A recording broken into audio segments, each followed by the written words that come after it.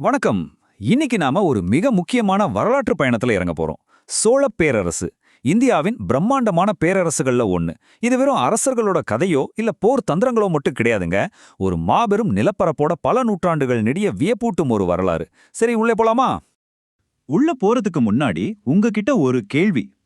காவேரி ஆற்றங்கரை படுகையில ஒரு சின்ன நிலப்பரப்புல தொடங்கின ஒரு அரச வம்சம் எப்படி கடல்களை தாண்டி ஆசியா முழுவதுமா தன்னோட ஆதிக்கத்தை செலுத்தியது? ஒரு நிமிஷம் யோசிச்சு பாருங்க. இது நிஜமாவே நாம எல்லாரும் தெரிஞ்சுக்க வேண்டிய ஒரு சுவாரஸ்யமான புதிர் இல்லையா? இந்த கேள்விக்கான விடைய தேடி அவங்களோட தோற்றம், மாபெரும் பொற்கால எழுச்சி, அவங்களோட சிறப்பான நிர்வாகம், கடற்கடந்த வணிகம், அப்புறம் அவங்க விட்டுட்டு போன கலை மற்றும் இலக்கிய பண்பாடு, இந்த 5 முக்கிய பிரிவுகள் வழியா நாம பயணிக்க போறோம். முதல்ல இந்த மாபெரும் வம்சத்தோட பழங்கால சங்ககால வேர்கள் எங்கேருந்து தொடங்குதுன்னு பாப்போம். இவங்களோட காலக்கோடு எவ்வளவு பெருசு தெரியுமா?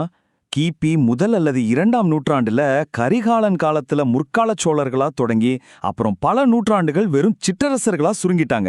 ஆனா கிபி 850ல விஜயாலய சோழன் தஞ்சையை கைப்பற்றியதன் மூலமா ஒரு பிரம்மாண்டமான எழுச்சியை கொடுத்தாங்க. அதைத் தொடர்ந்து கிபி 985ல ராஜராஜ சோழன் அரியணை ஏறியப்போ அவங்களோட உண்மையான பொற்காலம் ஆரம்பமாகுது. இந்த முற்கால சோழர்கள்ல ரொம்பவே வியக்க வைக்கும் ஒரு ஆளுமை யாருன்னு பாத்தீங்கன்னா கரிகால சோழன் தான்.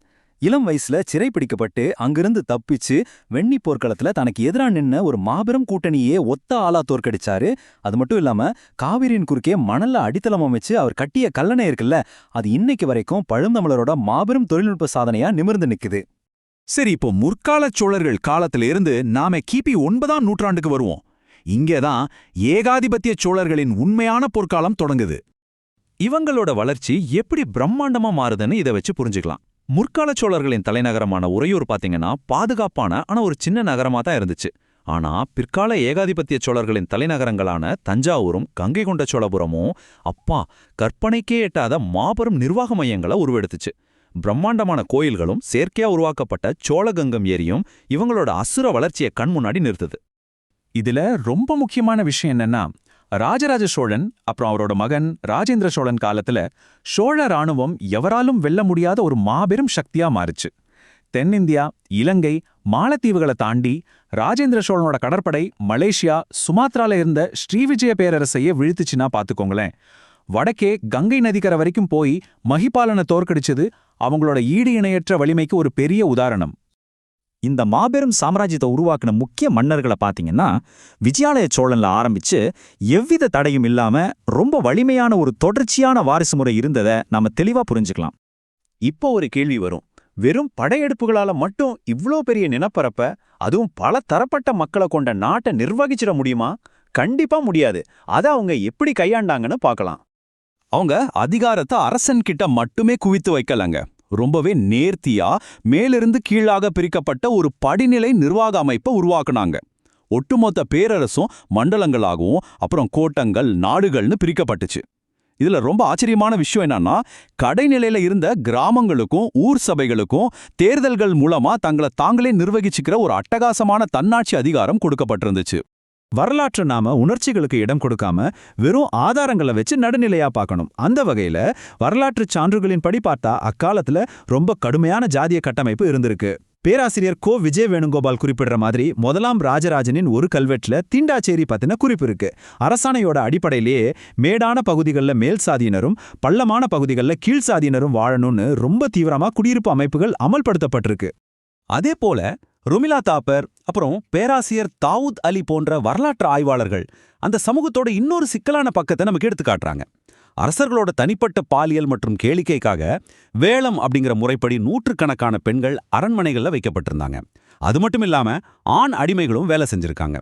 குறிப்பா கொடிய பஞ்ச காலங்கள்ல மக்கள் தங்களை அடிமைகளா கோயில்களுக்கு வித்துக்கிட்டதும் கல்வெட்டுகள் மூலமா தெரிய வருது. சுருக்கமா சொல்லணும்னா, இந்த மாபெரும் பேரரசை தாங்கி பிடிச்சிருந்த சமூக அமைப்பு ரொம்பவே சிக்கலானது தாங்க. சரி, இப்போ அவங்களோட பொருளாதார பக்கம் திரும்புவோம். சோழர்கள்னா வெறும் போர் வீரர்கள், நிலவுடைமையாளர்கள் மட்டும் கிடையாது. அவங்க இடைக்கால உலகத்தோட மிகச்சிறந்த வணிக பெருமக்களாகவும் இருந்திருக்காங்க. கிபி 1707 இந்த வருஷத்துக்கு வரலாற்றுல ஒரு பெரிய முக்கியத்துவம் இருக்கு. உங்களுக்கு தெரியுமா? இந்த குறிப்பிட்ட வருஷத்துல தான் சோழர்களோட அதிகாரப்பூர்வ வணிகக் குழு ஒன்று பல மாசங்கள் கடல் பயணம் செஞ்சு ரொம்ப தொலைவில் இருந்த சீனாவுடைய சாங் வம்ச அரசவையை போய் அடைஞ்சிருக்கு. இது சாதாரண விஷயமே இல்லை. உலகளாவிய வணிகத்துல தமிழ் வணிக குழுக்கள் எந்த அளவுக்கு ஆதிக்கம் செலுத்தினாங்கன்னு இதிலிருந்தே தெரிஞ்சுக்கலாம்.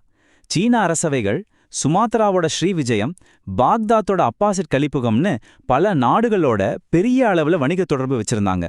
குறிப்பா சுமாத்ராவில் கிபி 1088 கிடைச்ச ஒரு கல்வெட்டுல நானாதேச திசை 1500 அப்படிங்கிற சோழ நாட்டு வணிக குழுவோட அப்பாரமான செல்வாக்கு பத்தி சொல்லப்பட்டிருக்கு. உண்மையா சொல்லணும்னா இவங்களோட பல கடல் கடந்த படையெடுப்புகளுக்கு இந்த வணிக நலன்கள் தாங்க ரொம்ப பெரிய உந்து சக்தியா இருந்திருக்கு. கடைசியா சோழர்கள் நமக்கு விட்டுட்டு போன கலை, இலக்கியம் மற்றும் பண்பாட்டு சுவடுகளை பத்தி பார்க்கலாம். இந்த காலகட்டத்தை தமிழர்களின் செவ்வியல் காலம் சொல்றது வழக்கம்.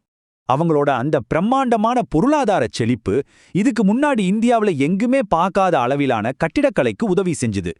கிபி 1090 கட்டி முடிக்கப்பட்ட தஞ்சை பெரிய கோயில் திராவிட கட்டிடக்கலையோட உச்சமா இன்னைக்கும் கம்பீரமா வானலாவி நிக்குது.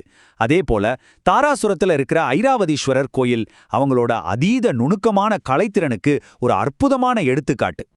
கோயில் பள்ளிகள்ல கல்வி கற்கும் உரிமை பிராமணர்களுக்கும் அதுவும் சமஸ்கிருத மொழியிலும் மட்டுமே சுருங்கியிருந்தாலும், இன்னொரு பக்கம் வெண்கல சிற்பக்கலையிலையும் தமிழ் இலக்கியத்திலையும் இவங்க ஈடு இணையற்ற சாதனைகளை படைச்சாங்க.